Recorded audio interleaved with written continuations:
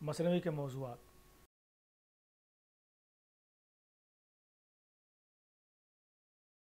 उर्दू शायरी में जितने भी असनाफ़ सुख़न हैं उनके मौज़ूआत कमोबेश एक से रहे हैं। अलबत्ता इतनी बात ज़रूर है कि कभी किसी सिन्फ़ के लिए कुछ मौज़ूआत ख़ुसूसियत के साथ ज़्यादा मौज़ू होते हैं तो किसी सिन्फ़ के लिए दूसरे कुछ मौज़ूआत मुनासिब होते हैं। कुछ असनाफ़ की शनाख्त मौज़ूआत की बिना पर होती है तो कुछ की हैत की बुनियाद पर। जहाँ तक मसनवी जैसी सिन्फ़ सुख़न का सवाल है, इस ज़िम्न में अगर बग़ौर देखें तो अंदाज़ा होगा कि उसमें तसव्वुफ़ और रुश्द व हिदायत के मौज़ूआत से लेकर हुस्न व इश्क़ की दास्तान तक, या फिर जदीद मसनवियों में आज़ाद, हाली और शिबली, इक़बाल, जमील मज़हरी वग़ैरह की मसनवियों को देखें तो मनाज़िर क़ुदरत से लेकर फ़िक्र व फ़लसफ़े और इंसानी जज्बात की सच्ची अक्कासी तक की गई है। लिहाजा ये बात कही जा सकती है कि मसनवी के लिए मौज़ूआत की क़ैद नहीं। हाँ, ये ज़रूर देखा गया है कि मशहूर मसनवी निगारों जैसे मीर तक़ी मीर, मिर्ज़ा शौक़, मीर हसन, दयाशंकर नसीम वग़ैरह ने ज़्यादातर इश्किया मसनवियाँ तहरीर की हैं।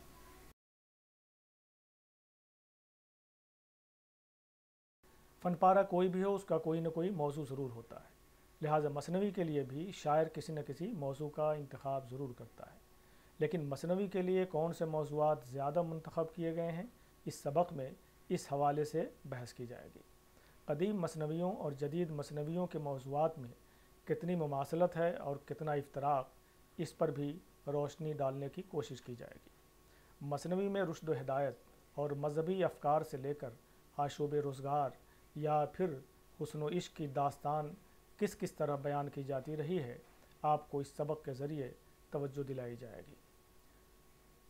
मसनवी के मौज़ूआत के हवाले से तफसील से अगर अरबी से तर्जुमा शुदा मसनवियों की बात की जाए तो उनमें से बेशतर के मौज़ूआत मजहबी या तारीख़ी रहे हैं। उनमें से बहुत सी दास्तानों के तराजिम बराह रास्त अरबी के बजाय अंग्रेज़ी से हुए हैं। कुछ नसरी दास्तानें इस तरह हैं जिन्हें मसनवी के तौर पर पेश किया गया। चार दरवेश, हातिम ताई, गुल बकाउली, फ़सान अजायब, गुलो सनोबर, अल्फ़ लैला, लैला मजनू, शीरी खुसरो, हीर राझा, शकुंतला वग़ैरह। मसनवी में जिनों और परियों की कहानी, हुस्न व इश्क़ की वारदात, तारीख़ी वाक़यात, मुहिम्मात जंग, रमूज़ तसव्वुफ़, जागीरदाराना निज़ाम, रज़्म व बज़्म की कहानी, इस तरह आप कह सकते हैं कि मसनवी में मौज़ू की क़ैद नहीं। अगर जदीद मसनवियों को देखें तो मोहम्मद हुसैन आज़ाद, हाली, शिबली, इसी तरह अल्लामा इक़बाल और आगे चलकर कैफ़ी आज़मी और सरदार जाफ़री की मसनवियों के मौज़ूआत क़ुदमा की मसनवियों से क़तई मुख्तलिफ़ रहे हैं। अब नुमाइंदा मसनवियों की रोशनी में मौज़ूआत का जायज़ा। सबसे पहले मैं यहाँ शुमाली हिंद की अव्वलीन मसनवी अफ़ज़ल की बिकट कहानी का ज़िक्र करूँगा। इसमें अफ़ज़ल ने एक शादीशुदा औरत की दास्तान फ़िराक़ को मंज़ूम किया है। ये 12 मासा कहलाती है, जिसमें औरत अपने शौहर की जुदाई में 12 महीनों में अपने जज्बात का ज़िक्र अलग अलग तौर पर करती है। उसमें उसकी बेचैनी और अपने शौहर से मिलने के लिए 100 जतन का ज़िक्र मिलता है। बिकट कहानी में जो रावी है वो एक फ़िराक़ ज़दा औरत है जो अपनी सखियों से अपने दुखड़े का बयान करती है। उसमें जिस तरह के समाजी किरदारों का ज़िक्र आता है, उससे उसके देही पस मंज़र का और भी अंदाज़ा हो जाता है। मुलाज़ा कीजिए ये शेर। अरे जिस शख्स को ये देव लागा, सयाना देख उसको दूर भागा। अरे ये नाग जिसके डंक लावे, न पावे गाडरो जीवड़ा गंवाए। बेवाई की नहीं जिस शख्स को पीर, चेदानत दर्द दीगर रा अरे बीर। सयाना कहते हैं झाड़ फूँक करने वाले आमिल को। देव लागा यानी इश्क का भूत। लफ्ज़ देव और सयाना का इस्तेमाल और फिर नाग का डंक मारना और उसके जहर को झाड़ फूँक से उतारने का अमल। इसी तरह आखिरी शेर में कहा गया है कि जिसके पैर में बेवाई नहीं फटती उसे दूसरे के दर्द का एहसास नहीं होता। आज भी ये मुहावरा देहातों में मुस्तअमल है। उससे अंदाज़ा ये होता है कि देही कल्चर और गाँव के अनपढ़ मुआशरे की सेंसिबिलिटी भी बिकट कहानी में सिमट कर आ गई है। इसीलिए उसे एक देही सिन्फ़ सुख़न कहने में कोई मज़ाक़ा नहीं। इसी तरह ये शेर देखिए जिससे उस कल्चर का एक सच्चा नक्श इस किरदार के ज़रिए सामने उभर कर आता है।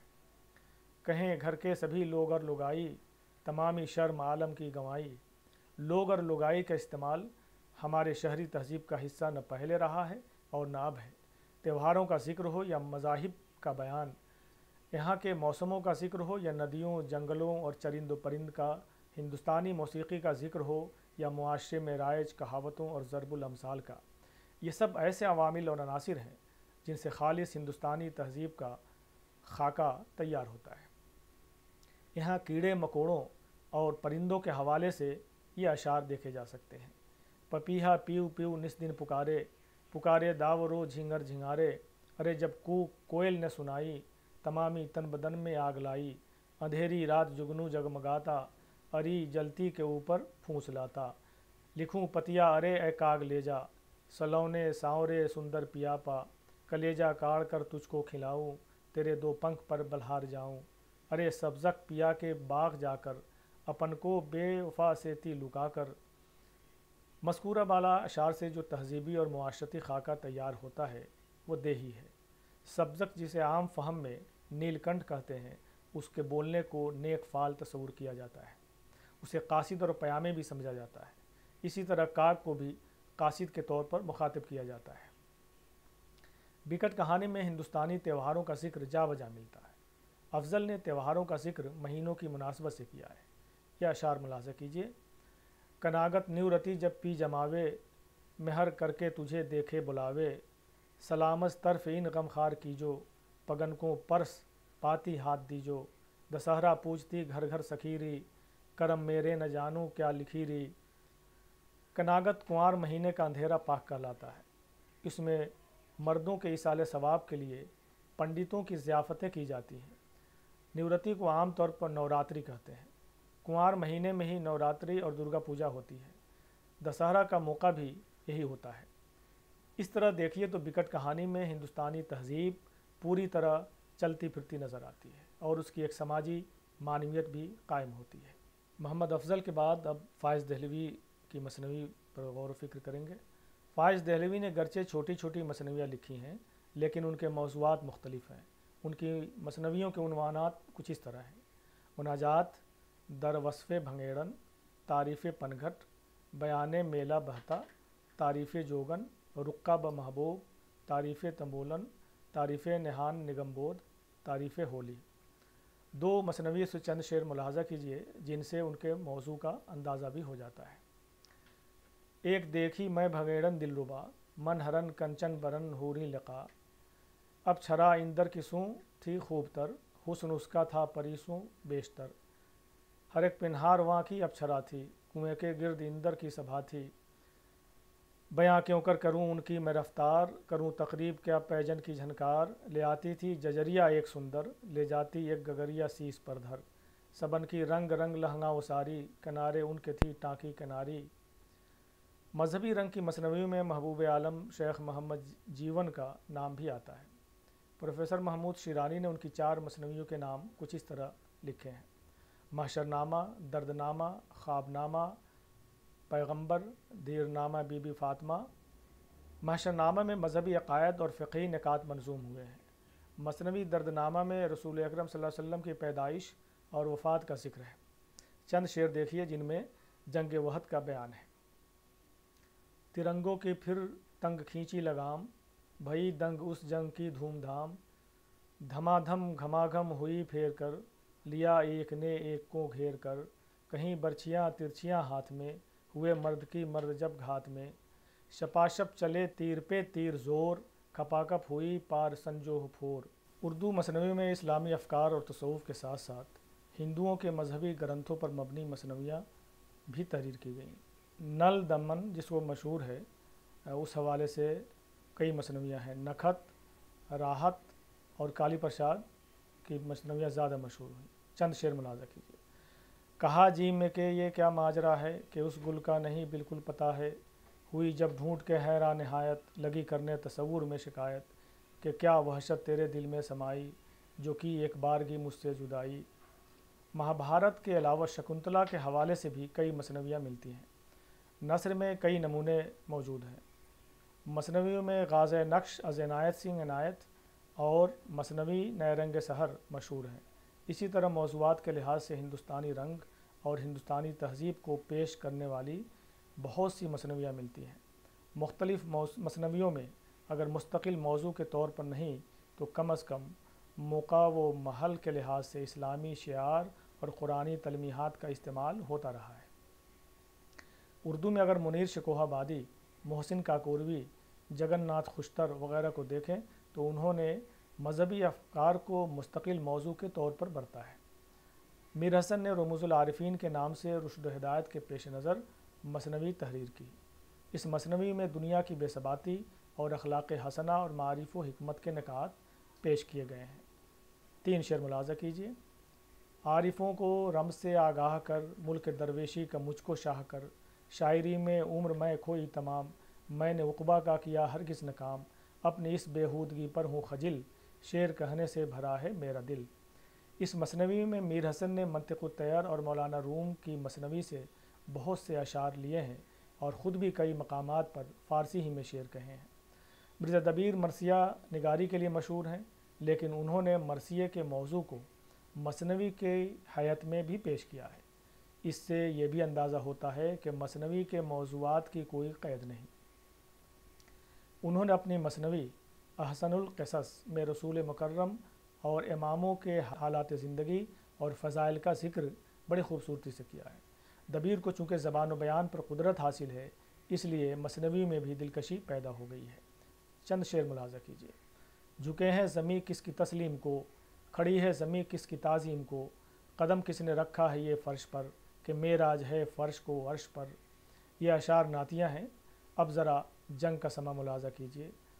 علم کر کے تیغے دو دم کو وہیں، بڑھے اس کی جانب شہنشاہ دیں، جو لب کی یہ سمساں مثل شرار، ہوئی آگ اس شعلہ کی بے قرار، قضا کا جو سامان یاں ہو گیا، کنویں میں وہ جلدی نہاں ہو گیا۔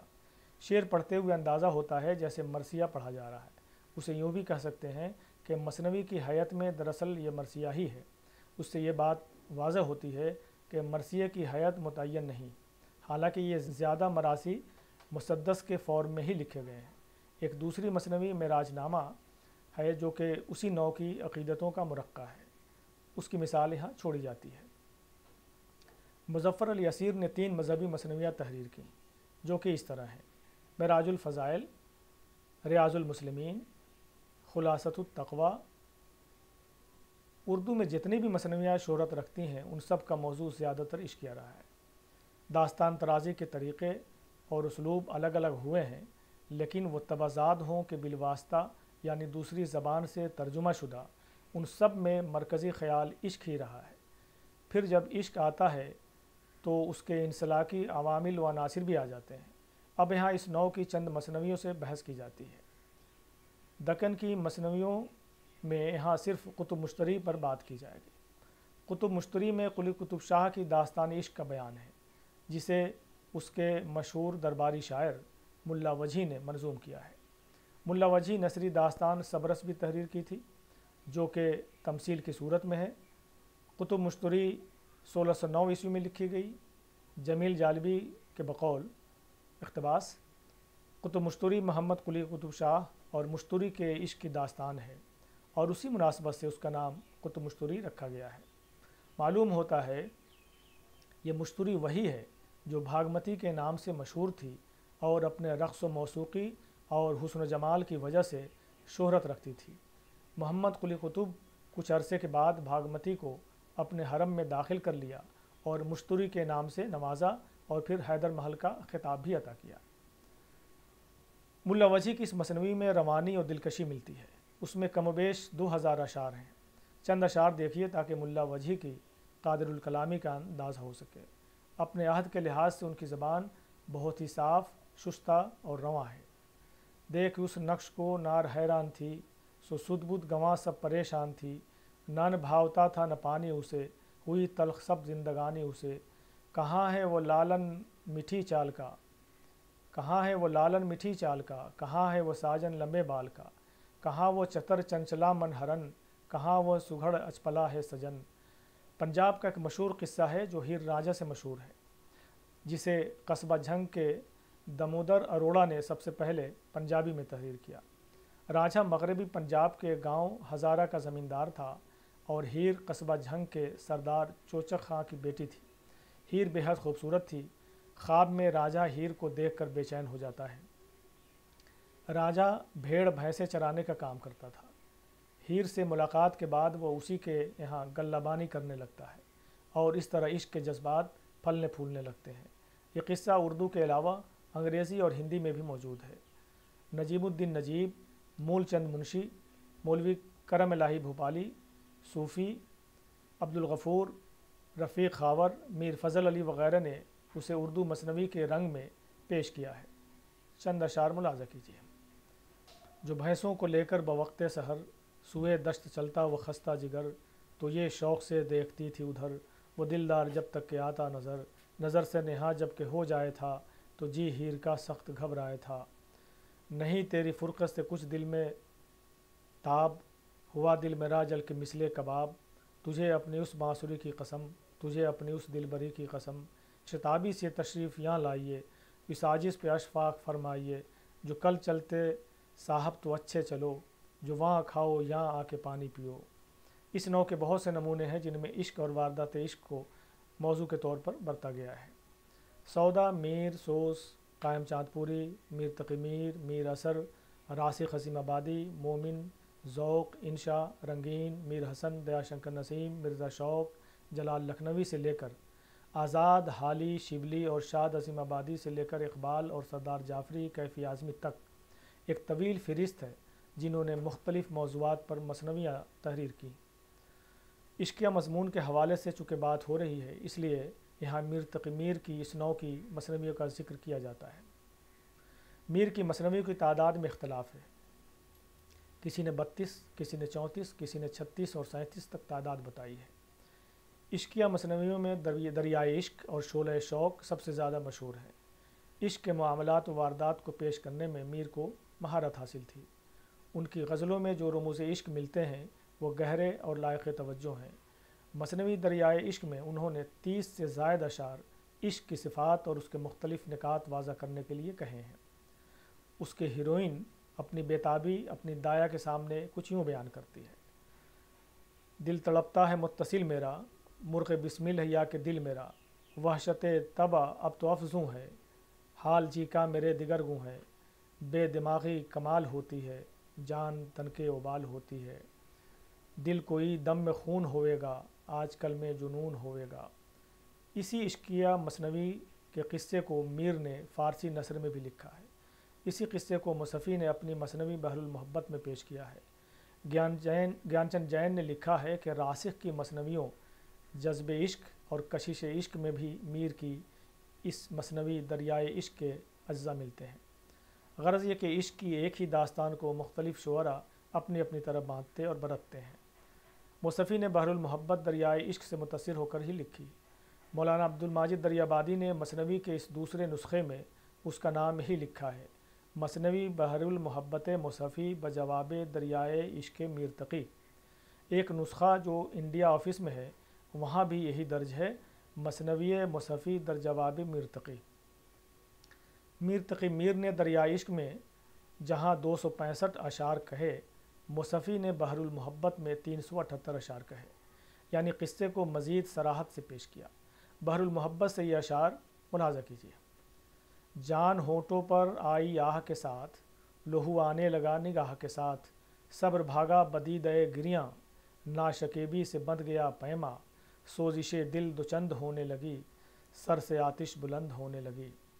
میر کے مثنوی خواب و خیال، اسی عنوان سے میر اثر کی بھی ایک مثنوی ہے، اس میں بھی عشق کی واردات میں شدت اور خلش دیکھیے: جگر جور گردوں سے خوں ہو گیا، مجھے رکتے رکتے جنوں ہو گیا، نظر رات کو چاند پر جا پڑی، تو گویا کہ بجلی سی دل پر گری، نظر آئی ایک شکل مہتاب میں، کمی آئی جس سے خورو خواب میں، جو دیکھوں تو آنکھوں سے لوہو بہے، نہ دیکھوں تو جی پر قیامت رہے۔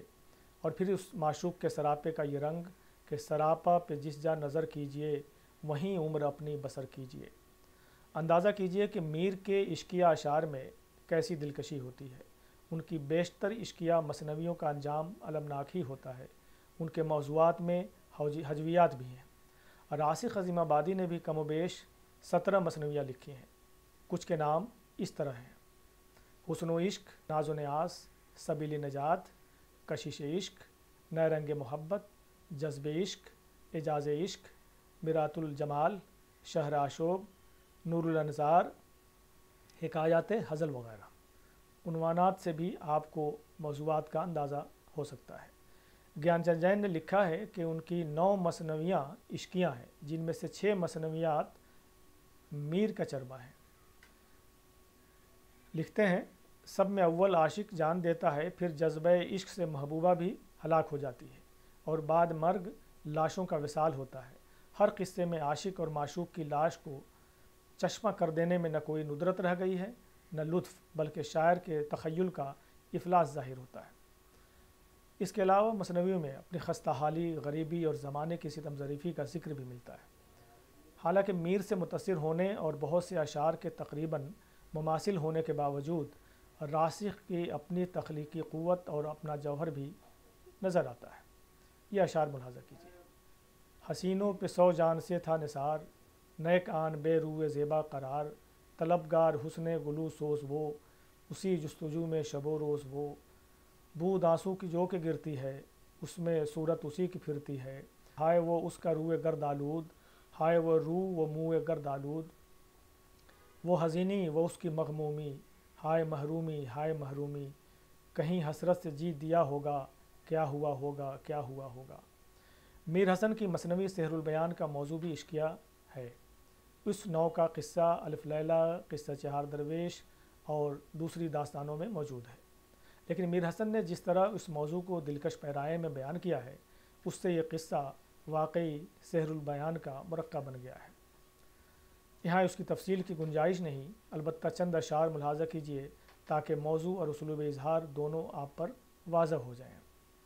جو سینہ کھلا ہے تو دل چاک ہے، غم آلودہ صبح طربناک ہے، نہ منظور سرما نہ کاجل سے کام، نظر میں وہی تیرا بختی کی شام، وہ آنکھیں جو روئی ہیں بس پھوٹ پھوٹ، تو گویا کہ موتی بھرے کوٹ کوٹ، تبے غم سے یوں تمتمائے ہیں گال، کہ جوں رنگ لالا ہو وقت زوال، محبت کا سودا سا ہونے لگا، جنوں تخم وحشت کا بونے لگا، سرکنے لگا یا سے ناموس و ننگ، لگی عقل اور عشق میں ہونے جنگ، خاموشی اٹھانے لگی دل میں شور، جتانے لگی ناتوانی بھی زور۔ دیا شنکر نسیم کی گلزار نسیم میں بھی داستانی عشق کا بیان ہے۔ یہ تاج الملوک اور گل بقاؤلی کا قصہ ہے۔ اس میں نسیم نے بہت ہی سادہ بیانی سے کام لیتے ہوئے اپنی شاعری میں دلچسپی کے عناصر بھر دیے ہیں۔ ان کا تخلیقی کمال ہے کہ اس گھسے پیٹے موضوع میں جان پیدا کر دی ہے۔ اس سے بھی چند اشعار پیش کیے جاتے ہیں۔ جامے سے زندگی کی جو تھی تنگ، کپڑوں کے عوض بدلتی تھی رنگ، یکچند جو گزری بے خور و خواب، زائل ہوئی اس کی طاقت و تاب، صورت میں خیال رہ گئی وہ، حیات میں مثال رہ گئی وہ، بیماری عشق لادوا ہے، اس باغ کی اور ہی ہوا ہے، وہ سبزہ خط جو یاد آئے، جھنجھلا کے کہیں نہ زہر کھائے، جب وحشت عشق ہو زیادہ، زنجیر ہے پیش پا فتادہ، شوریدہ بقاؤلی غضب تھی، زنجیروں میں بھی بند کب تھی۔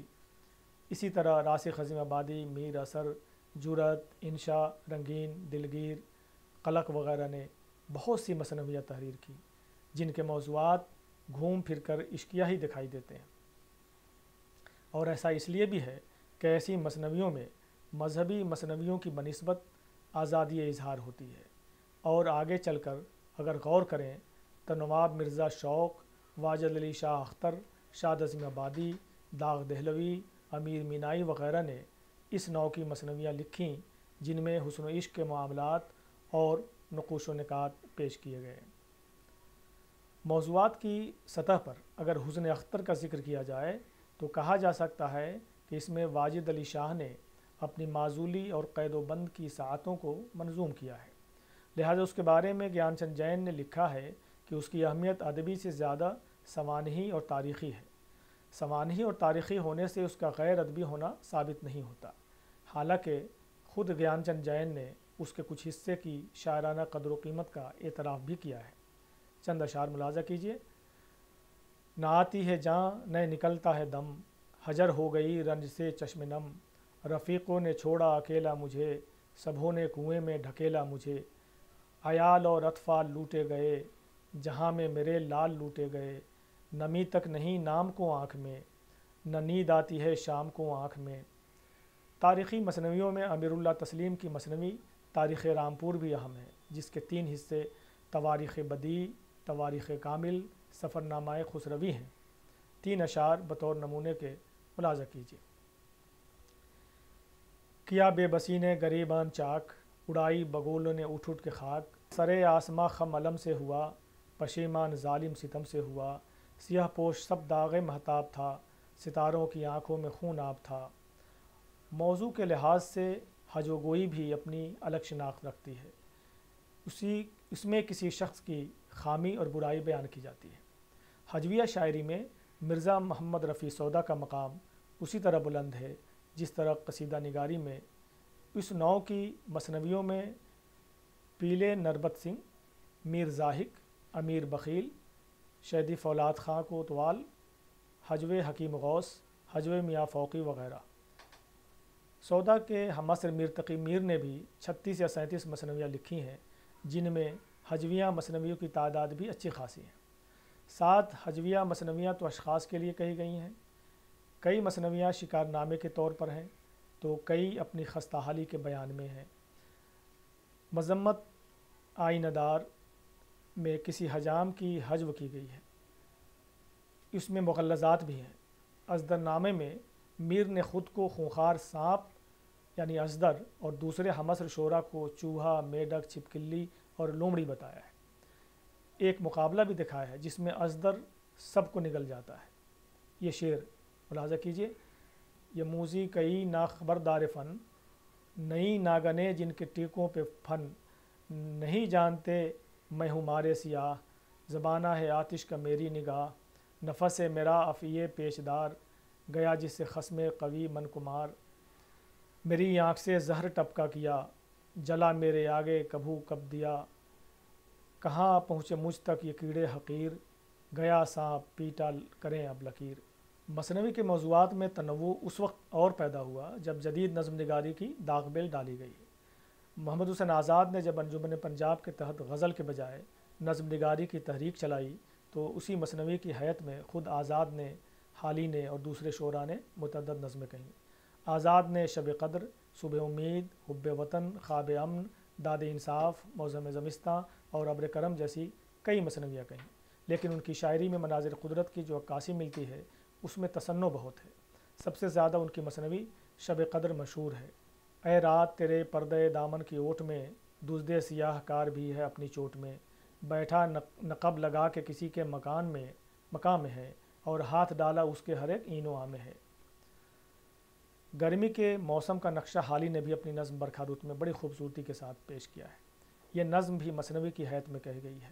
حالی نے بھی انجمن پنجاب کے تحت آزاد کے ساتھ ساتھ کئی نظمیں کہی تھیں۔ ایک مثنوی حب وطن ہے جس میں جذبہ حب الوطنی کو موضوع بنایا گیا ہے۔ چند اشعار ملاحظہ کیجیے برکھا رود سے۔ برسات کا بج رہا ہے ڈنکا، ایک شور ہے آسماں پر برپا، ہے ابر کی فوج آگے آگے اور پیچھے ہیں دل کے دل ہوا کے، گھنگور گھٹائیں چھا رہی ہیں، جنت کی ہوائیں آ رہی ہیں۔ قدرت کے مناظر عوامل کو اسماعیل میٹھی نے بھی مثنویوں کے فارم میں پیش کیا ہے۔ ان کی نظمیں رات، ہوا چلی، برسات وغیرہ اسی نوع کی نظمیں ہیں۔ ان کی نظموں سے چند منتخب اشعار پیش کیے جاتے ہیں۔ گھٹا کے جو آنے کی آہٹ ہوئی، ہوا میں بھی ایک سنسناہٹ ہوئی، گھٹا آن کر مہ جو برسا گئی، تو بے جان مٹی میں جان آ گئی، زمیں سبزے سے لہلہانے لگی، کسانوں کی محنت ٹھکانے لگی۔ شبلی نعمانی کی مثنوی صبح امید 353 اشعار پر مشتمل ہے۔ اس میں مسلم تہذیب و تمدن کی خستہ حالی بیان کی گئی ہے، نئی روشنی سے متعارف کرانے اور قوم و ملت کو خواب غفلت سے بیدار کرنے کا جذبہ پیش کیا گیا ہے۔ اس مثنوی پر آگے چل کر علامہ اقبال نے ساقی نامہ جیسی مثنوی کہی، جس میں بہاریہ اشعار کے بعد اپنے فلسفہ خودی کی تعبیر و تشریح پیش کی۔ جمیل مظہری نے آب و سراب اور جہنم سے جیسی فکری و فلسفیانہ مثنویاں لکھی۔ سردار جعفری اور کیفی اعظمی نے بھی سیاسی رنگ کی مثنویاں کہی ہیں۔ خلاصہ کلام یہ کہ اردو مثنوی میں موضوعات کے برتے جانے پر بحث کرتے ہوئے یہ اندازہ ہوتا ہے کہ مثنویوں کے لیے موضوعات کی کوئی قید نہیں۔ محمد افضل کی بکٹ کہانی سے لے کر ملا وجہ کی قطب مشتری اور پھر میر تقی میر، راسخ عظیم آبادی، میر اثر وغیرہ تک آگے کے سفر میں دیکھیں تو میر حسن، مومن، دیا شنکر نسیم وغیرہ تک مثنوی میں موضوعات کی سطح پر بو قلمونی نظر آتی ہے۔ عشقیہ مضامین سے لے کر تصوف، رشد و ہدایت اور فلسفے کے مضامین تک، حب وطن اور منظر نگاری، تاریخی اور سیاسی موضوعات سے لے کر ذاتی تجربات و مشاہدات تک پیش کیے جاتے رہے ہیں۔ مختلف شاعروں کے کلام کی روشنی میں آپ نے ملاحظہ فرمایا کہ مثنویوں میں مختلف موضوعات کے برتے جانے کی پوری گنجائش ملتی ہے۔